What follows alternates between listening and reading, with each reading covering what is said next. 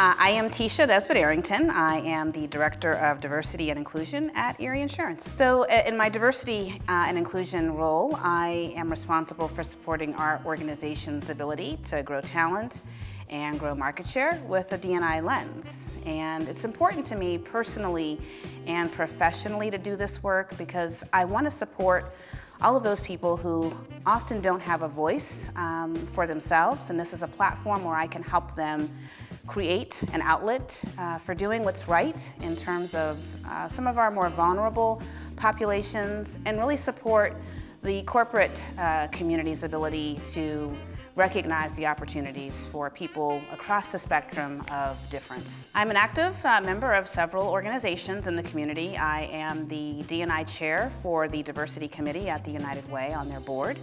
I also serve on Penn State Barron's Council of Fellows board, and I also currently am the committee chair for the Diversity, Equity, and Inclusion Task Force for Erie Arts and Culture. One of the things I think about in terms of women's being able to vote as part of the amendment is I want to make sure that women of color are not left out of that conversation.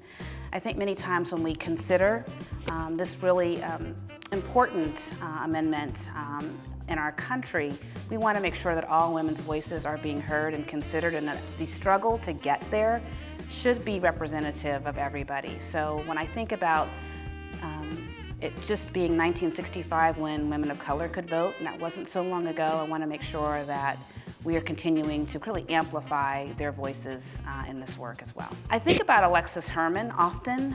She was my inspiration for deciding to become a Delta Sigma Theta in the sorority. She was very inspirational because she really took her responsibilities as a corporate leader and a leader in government and really said that you should bloom where you're planted. So no matter where you are, you really want to make the best of every opportunity in whatever stage of life that you are in. And she was very committed to that. And she's a person that I think of rather often when I think about a person that inspired me to actually become a part of something bigger. Certainly, I do not believe that women should be paid less than men. We need to make sure that equity stays in the conversation and on the table.